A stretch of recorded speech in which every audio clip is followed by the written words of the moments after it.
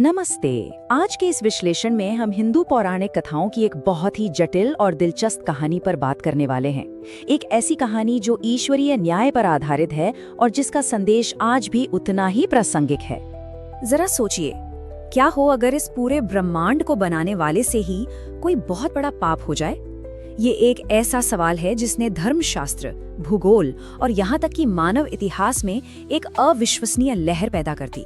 ये सिर्फ भगवान के कर्म का कोई विरोधाभास नहीं है, बल्कि एक ऐसी घटना है जिसने ब्रह्मांड को हमेशा के लिए बदल कर रख दिया। रचयिता का अहंकार। इस कहानी की शुरुआत होती है एक ऐसी घटना से जिसका केंद्र था भगवान ब्रह्मा का अनियंत्रित अहंकार और उनके 5वें सिर का निर्माण। दिलचस्प बात यह है कि प्राचीन ग्रंथों में ब्रह्मा जी के इस अहंकार के पैदा होने की अलग अलग कहानियां मिलती हैं। हम यहाँ मुख्य रूप से 3 कारण देख सकते हैं। पहला, शिव के अनंत ज्योतिर्लिंग के ऊपरी छोर को खोजने का झूठा दावा करना। दूसरा, शत्रुपा या देवी सरस्वती के प्रति उनका गहरा आकर्षण, जिसकी वजह से उन्हें हर दिशा में देखने के लिए नए सिर उगाने पड़े। और तीसरा, स्कंद पुराण के अनुसार उनका अहंकारी वैदिक मंत्रोच्चार, जहां उन्होंने अपने अत्यधिक राजसिक तेज से देवों को ही अंधा कर दिया था। ये तीनों ही कहानियां हमें दिखाती हैं कि अहंकार किस तरह अलग अलग रूपों में सामने आ सकता है। अब समझने वाली बात यह है कि ये 5वां सिर कोई आम सिर नहीं था। ये शुद्ध अहंकार से पैदा हुआ था।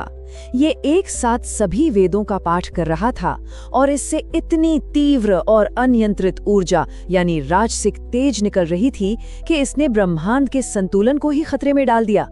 इसी खतरे की वजह से बाकी देवताओं को घबराकर भगवान शिव से मदद मांगने के लिए मजबूर होना पड़ा।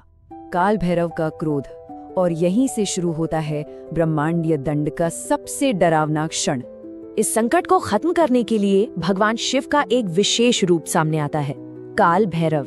ये शिव का एक बेहद उग्र, समय को नियंत्रित करने वाला और डार्क एनर्जी वाला रूप है।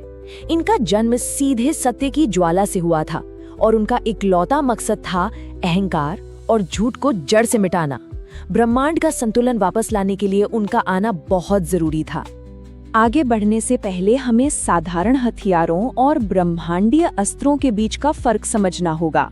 जहां साधारण हथियार केवल युद्ध और शारीरिक नुकसान के लिए होते हैं, वहीं ब्रह्मशिरा जैसे अस्त्र ब्रह्मा जी के 4 सिरों का प्रतीक हैं और ये देवताओं तक को मारने की ताकत रखते हैं। ईश्वरीय हथियार कोई आम युद्ध के उपकरण नहीं है। ये वो शक्तियां हैं जिनका इस्तेमाल आध्यात्मिक सुधार और धर्म की रक्षा के लिए किया जाता है। स्कंद पुराण में इस घटना का जो जिक्र है वो सच में रोंगटे खड़े कर देने वाला है। इसमें बताया गया है कि भगवान शिव ने अपने बाएं हाथ के अंगूठे के नाखून के सिरे से ब्रह्मा के 5वें सिर को बस ऐसे उखाड़ दिया जैसे कोई इंसान केले के पेड़ के भीतरी हिस्से को आसानी से निकाल लेता है। एक झटके में हुआ ये विनाश दिखाता है कि ईश्वरीय क्रोध के सामने बड़े से बड़ा अहंकार भी कितनी आसानी से टूट सकता है। ब्रह्म हत्या का श्राप। लेकिन इस घटना के बाद कुछ ऐसा हुआ जिसने सर्वोच्च देवता को भी कर्म के नियमों में बांध दिया। सिर काटने का नतीजा क्या हुआ? भगवान ब्रह्मा की कटी हुई खोपड़ी भगवान शिव के बाएं हाथ से हमेशा के लिए चिपक गई। इसकी वजह से उन्हें ब्रह्म हत्या का श्राप लग गया, जो कि एक ब्राह्मण की हत्या करने का सबसे गंभीर पाप माना जाता है। यह इस बात का बहुत बड़ा सबूत है कि अपने ही कर्मों के फल से खुद ईश्वर भी नहीं बच सकते। इसके परिणाम स्वरूप भगवान शिव को कंकाल मूर्ति का एक नया और थोड़ा दुखद रूप धारण करना पड़ा। वे एक नग्न सन्यासी बन गए, जिनके हाथ में ब्रह्मा की खोपड़ी एक भिक्षा पात्र के रूप में थी और हाथ में हड्डियों का एक डंडा था। अपने पाप का प्रायश्चित करने के लिए उन्हें अब पूरे ब्रह्मांड में भटकने के लिए मजबूर होना पड़ा। तो ये प्रायश्चित की यात्रा आखिर कैसे आगे बढ़ी?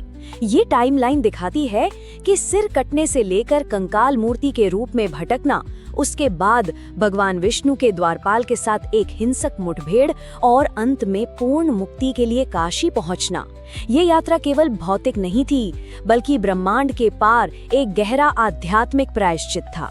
कूर्म पुराण की माने तो भगवान विष्णु के निवास पर हुई इस घटना के विवरण बहुत ही हैरान करने वाले हैं। जब भगवान विष्णु के द्वारपाल विश्वक्सेन ने शिव को अंदर जाने से रोका, तो शिव ने क्रोध में उसका वध कर दिया और उसके शव को अपने त्रिशूल पर टांग लिया।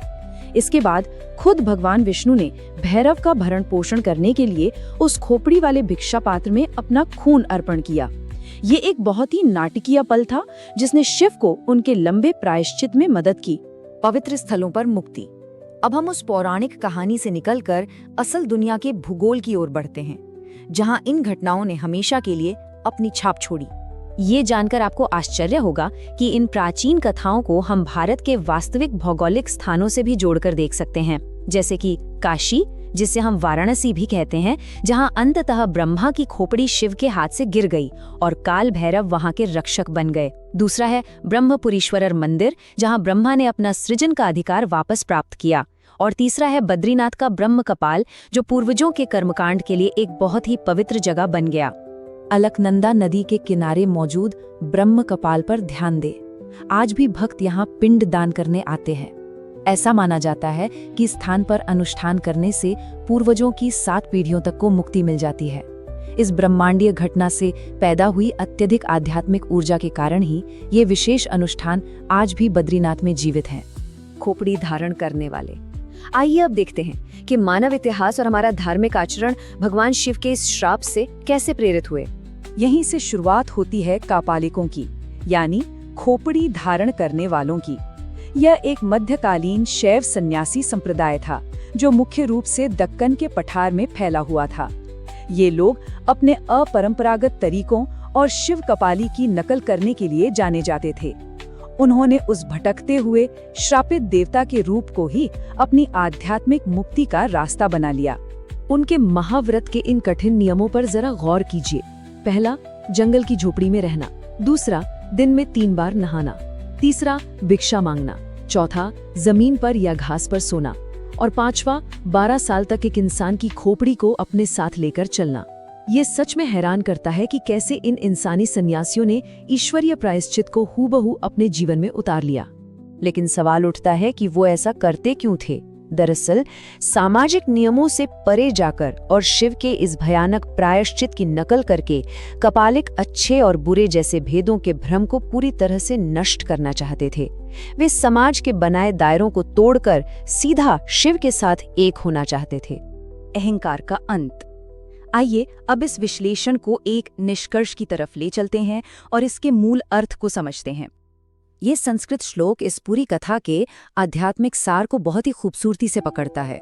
जो कोई भी अहंकार को त्यागने के बाद भैरव के दर्शन करता है, वो मुक्त हो जाता है और मोह के बंधनों से आजाद हो जाता है। यह हमें सिखाता है कि काल भैरव का क्रोध सिर्फ विनाश के लिए नहीं था, बल्कि अज्ञानता और अहंकार की शुद्धि के लिए था। तो इस पूरी कहानी से हमारे सामने 3 मुख्य बातें निकल कर आती हैं। पहली, सृष्टि के रचयिता भी कर्म के नियमों से बंधे हैं। दूसरी, ईश्वरीय क्रोध का मकसद हमेशा विनाश नहीं बल्कि शुद्धिकरण होता है। और तीसरी, सच्ची मुक्ति के लिए अहंकार का मरना सबसे ज्यादा जरूरी है। जाते जाते ये कहानी हम सभी के लिए एक सोचने वाला सवाल छोड़ जाती है। हमारे अंदर वो अहंकार का 5वां सिर क्या है जिसे सच्ची स्पष्टता और मुक्ति पाने के लिए काटना बहुत जरूरी है। इस प्राचीन महाकाव्य से हमें यही सबक मिलता है कि अपने भीतर के घमंड को पहचानना और उसे खत्म करना ही असल में मुक्ति का रास्ता है। इस विश्लेषण में हमारे साथ जुड़ने के लिए बहुत बहुत धन्यवाद।